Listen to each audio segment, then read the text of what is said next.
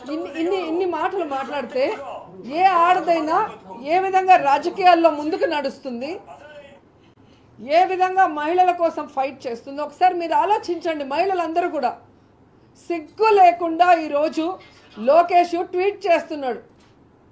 నేను ఈరోజు అడుగుతున్నా, 10 సంవత్సరాలు మీ పార్టీ కోసం పనిచేశా, 98లో ఎక్కడో ప్రచారానికి వచ్చానంటున్నాడు కదా.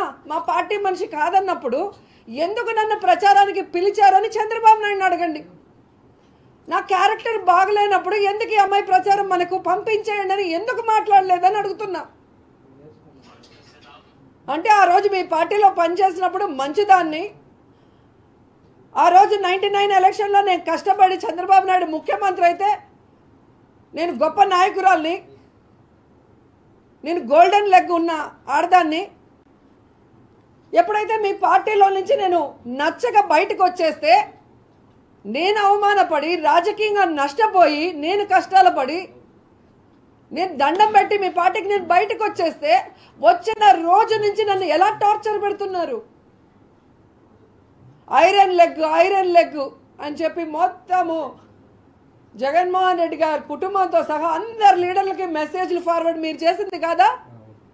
అవేమీ పట్టించుకోకుండా జగన్మోహన్ రెడ్డి గారు, విజయమ్మ నన్ను కన్న కూతురులాగా, జగనన్న సొంత చెల్లెల్లాగా నన్ను ఆశీర్వదించి నన్ను రాజకీయాల్లో ముందుకు నడిపిస్తుంటే, ఏ విధంగా అపోజిషన్ ఎమ్మెల్యేగా నేను అడుగు పెడితే, ఎమ్మెల్యే అయ్యి లోపలికి అడుగు పెట్టిన రోజు నుంచి నువ్వు బ్లూ ఫిలిం చేసావు, నీ క్యారెక్టర్ ఇది అని చెప్పి ఏ విధంగా ఎస్సీ మహిళలతో అసెంబ్లీ ఆవరణలోనే సీడీలు చూపించిన మీరు ఎందుకు అవి పబ్లిక్గా ఇవ్వరు? ఎందుకు మీరు ప్రెస్కి ఇవ్వరు? నా మీద ప్రేమతో పట్టుకున్నారా?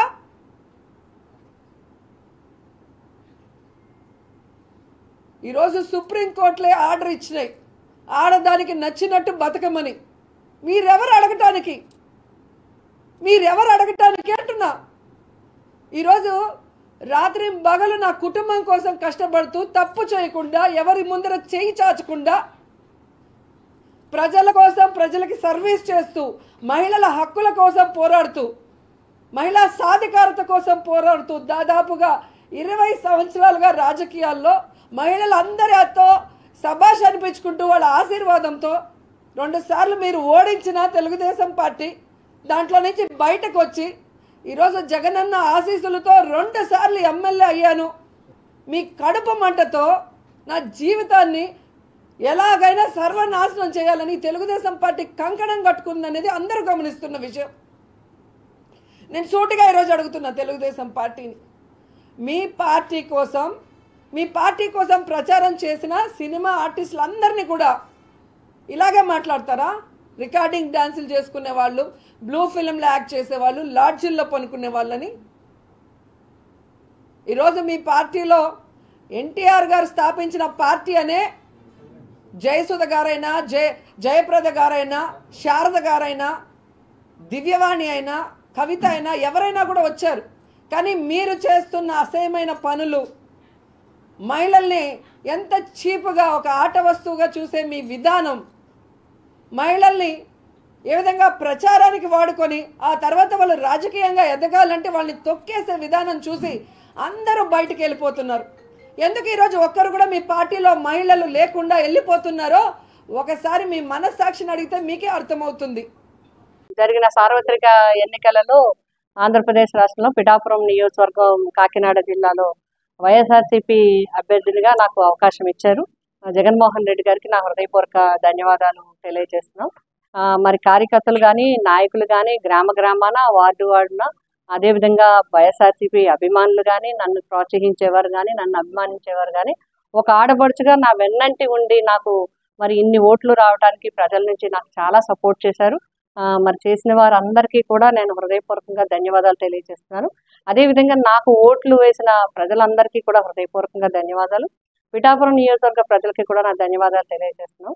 ప్రజా తీర్పుని మేమందరం కూడా గౌరవిస్తున్నాం. ఎందుకంటే ప్రజలు ఇచ్చిన తీర్పుని గౌరవించడం అనేది రాజకీయ పరంగా మా అందరి బాధ్యత. గెలిపోవటం అనేది రాజకీయాల్లో సహజం. ఒక్కొక్కసారి ఒక్కొక్క పార్టీ గెలుస్తుంటుంది. ప్రజలు ఎవరిని గెలిపించాలనుకుంటే అదే విజయం అవుతుంది. ఆ విధంగా ఇప్పుడు జనసేన పార్టీ నుంచి ఎమ్మెల్యేగా, పిఠాపురం ఎమ్మెల్యేగా ఎన్నికైన పవన్ కళ్యాణ్ గారికి హృదయపూర్వకంగా శుభాకాంక్షలు తెలియజేస్తున్నాం. ప్రజల ఆకాంక్షలకు అనుగుణంగా తప్పకుండా ఈ నియోజకవర్గ అభివృద్ధికి కృషి చేస్తారని ఆశిస్తున్నాం.